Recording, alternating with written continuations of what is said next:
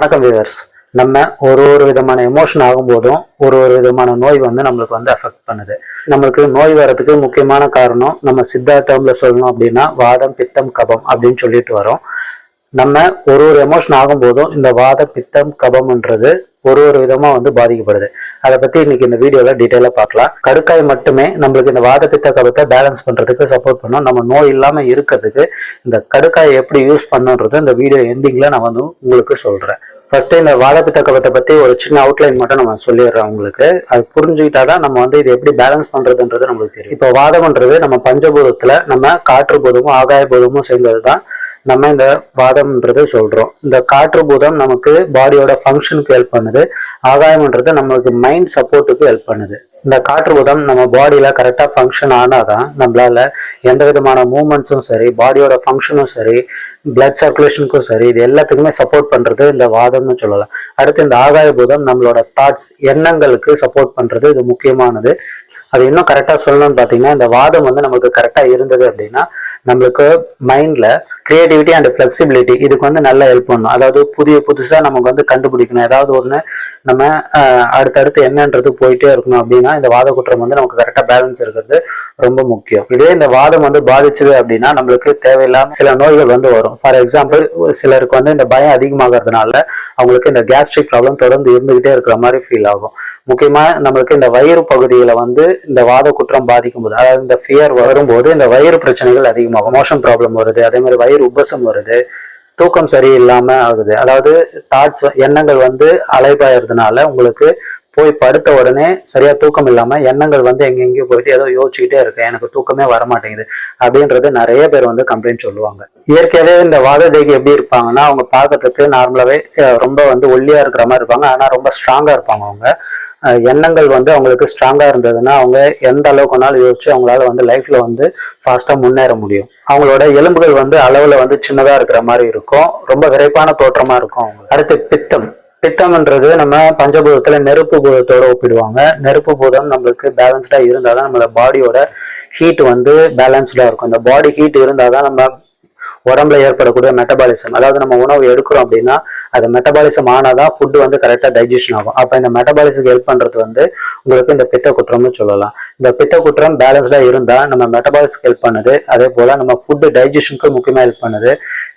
Thirst, அதாவது தண்ணி தாகம் அதிகமா இருக்கு, உடம்பு வறட்சி ஆகாம இருக்கணும் அப்படின்னா இந்த பித்த குற்றம் பேலன்ஸா இருக்கிறது ரொம்ப முக்கியம். இந்த பித்த குற்றம் அவங்களுக்கு பேலன்ஸ்டா இருந்ததுன்னா அவங்க வந்து தைரியசாலியா இருப்பாங்க. அவங்களுக்கு லட்சியம் வந்து அதிகமா இருக்கும், அதாவது சாதிக்கணும், ஏதாவது ஒண்ணு சாதிச்சுட்டே இருக்கும், இந்த எண்ணத்துலதான் அவங்க எப்பவுமே இருப்பாங்க. ஆனா இந்த பித்த குற்றம் பாதிச்சது அப்படின்னா அவங்க மைண்ட் செட் எப்படி இருக்கும் அப்படின்னா, எதுக்கத்தால சின்ன விஷயத்துக்கெல்லாம் கோவப்படுற மாதிரி இருப்பாங்க. சின்ன விஷயத்துலாம் கோவப்படுறதுனாலதான் அவங்களுக்கு இந்த பித்த நோய்கள், அதாவது BP, kidney problem, liver problem இதெல்லாம் வந்து அவங்களுக்கு சீக்கிரமா எஃபெக்ட் ஆகும். குறிப்பா கிட்னி ஸ்டோனோ இல்ல பித்தப்பையில கல்லோ, இந்த மாதிரி கல்லு பிரச்சனை வருது அப்படின்னா அவங்க அளவுக்கு அதிகமான கோவத்துல இருப்பாங்க. நீங்க யாராவது உங்க வீட்டுல ஸ்டோன் பிரச்சனை இருக்கவங்க பாருங்க, அவங்க சின்ன விஷயத்துக்கெல்லாம் கோவப்படுற மாதிரி இருப்பாங்க. இந்த மாதிரி இந்த மைண்ட் தாட் இருந்தது அப்படின்னா இந்த பித்த நோய்கள் வந்து அதிகமாகும். இயற்கையாவே இந்த பித்த தேகி எப்படி இருப்பாங்கன்னு பாத்தீங்கன்னா, அவங்களுக்கு இப்போ நார்மலா ரொம்ப தின்னாவும் இருக்க மாட்டாங்க, ரொம்ப ஃபேட்டாவும் இருக்க மாட்டாங்க, மீடியம்ல இருப்பாங்க.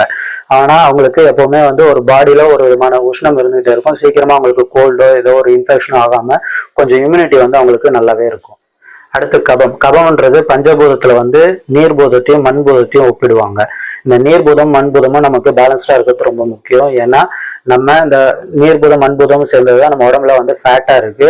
இந்த ஃபேட்ன்ற வார்த்தை கேள்விப்பட்டோன்னா ஏதோ நமக்கு உடம்புல நோய் இருக்கு அப்படின்ற மாதிரி நிறைய பேர் நினைச்சுக்கிறீங்க. ஆனா இந்த ஃபேட் வந்து நம்மளுக்கு எவ்வளவு முக்கியம்னு பாத்தீங்கன்னா, இந்த ஃபேட் நம்மளுக்கு கரெக்டா இருந்தாதான் நம்ம பாடியோட ஃபங்க்ஷனுக்கு ஹெல்ப் பண்ணும். இப்ப நீங்க நடமாடுறீங்க, இப்ப எலும்பு வந்து நம்ம பாடிக்கு சப்போர்ட் பண்ணுது அப்படின்னா அந்த எலும்பை தாங்கிறதே வந்து நம்மளுக்கு இந்த ஃபேட் தான். இந்த ஃபேட் கரெக்டா இருந்தா தான் நம்ம பாடி பேலன்ஸ்ட் ஆகி பாடியோட ஸ்ட்ரக்சருக்கு ஹெல்ப் பண்றது இந்த முக்கியமா இந்த ஃபேட் தான்.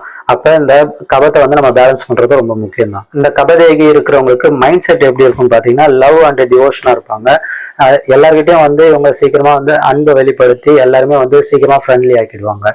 அதே இந்த கபக்குற்றம் பாதிச்சது அப்படின்னா அவங்க மைண்ட் செட் எப்படி மாறும்னா, அவங்களுக்கு பேராசையும் பொறாமையும் வந்து அதிகமா இருக்கிற குணமா இருக்கும்.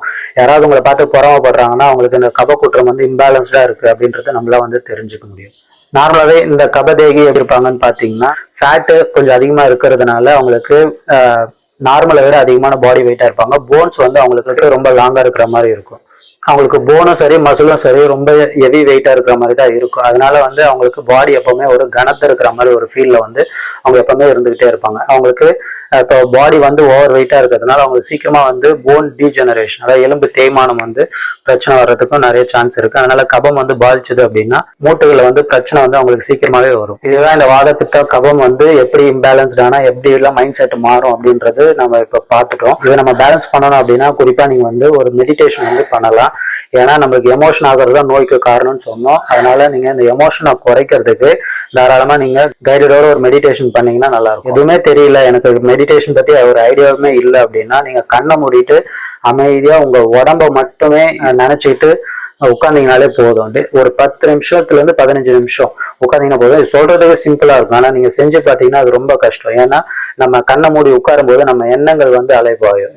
இந்த எண்ணங்கள் அலைப்பாயறதுனாலதான் நம்மளுக்கு வந்து மெடிடேஷனே நிறைய பேரால உட்க முடியறதில்ல. அப்படியே உட்காந்தாலும் அவங்க ஒரு 10 நாள் 15 நாள் பண்ணிட்டு ரொம்ப வெக்ஸ் ஆயிட்டு விட்டுருவாங்க. ஆனா நீங்க இதை தொடர்ச்சியா படிப்படியா பண்ணிட்டே இருந்தீங்க அப்படின்னா உங்களுக்கு அந்த ஃபோக்கஸ் வந்து வந்துடும். ஃபோக்கஸ் வந்ததுக்கு அப்புறம் நீங்க மெடிடேஷன் உட்காரும் போது உங்களுக்கு எமோஷனல் ஸ்டேட்டஸ் வந்து உங்களுக்கு குறைய ஆரம்பிச்சிடும். எமோஷன் குறைஞ்சதுன்னா உங்களுக்கு நோய்கள் வந்து நம்ம வராம பார்த்துக்கலாம். அடுத்து இந்த திரிதோஷம், அதாவது இந்த வாத பித்த கபம் வலி அதாவது லையம்னு சொன்னோம் இல்லைங்களா, இந்த திரிதோஷத்தை பேலன்ஸ் பண்றதுக்கு கடுக்காய் எப்படி யூஸ் பண்றதுன்னு நான் இப்ப சொல்றேன். இது வந்து நீங்க வீட்லயே எடுத்துக்கலாம். ஏன்னா நடுக்காய் பொடி தான் இது, நீங்க நாட்டு மருந்து கடையிலே கிடைக்கும். வாங்கி ஒரு ஸ்பூன் வந்து நான் சொல்ற அனுபானத்தோட எடுக்கணும். ஏன்னா அனுபானம்ன்றது ரொம்ப முக்கியம். ஒரு மருந்து உள்ள போய் எப்படி வேலை செய்யுது அப்படின்றது நம்ம எடுக்கிற அனுபானம்ன்றது ரொம்ப முக்கியம். அனுபானம்னா வேற எதுவும் இல்லை. நம்ம இப்ப கடுக்காய் பொடி சொல்ல போறோம், அது ஒரு அனுபானத்தோட மிக்ஸ் பண்ணி சாப்பிட சொல்ல போறோம். இப்ப தேனு நெய் வெல்லம் அந்த மாதிரி வந்து ஒரு அனுபானத்தோட மிக்ஸ் பண்ணி சாப்பிடும் போது அது உள்ள போயிட்டு ஒரு விதமா வேலை செய்யுது. அந்த குற்றத்தை வந்து நம்ம பேலன்ஸ் பண்ணுது. குற்றம் சொல்றோன்னு தப்பா எடுத்துக்காதீங்க. அது குற்றம்ன்றது முக்குற்றம்னு சொல்லுவோம் சித்தால, வாதம் பித்தம் கபம் அப்படின்னு சொல்லுவோம்.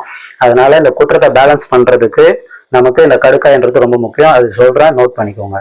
இந்த 1 டீஸ்பூன் கடுக்காய் பொடியை எடுத்து நெய்யில குழைச்சி சாப்பிட்டீங்க அப்படின்னா வாத நோய்கள் சரியாகும். அதே போல 1 டீஸ்பூன் கடுக்காய் பொடிக்கு 1 டீஸ்பூன் சர்க்கரை சேர்த்து சாப்பிட்டோம் அப்படின்னா பித்த நோய்கள் சரியாகும்.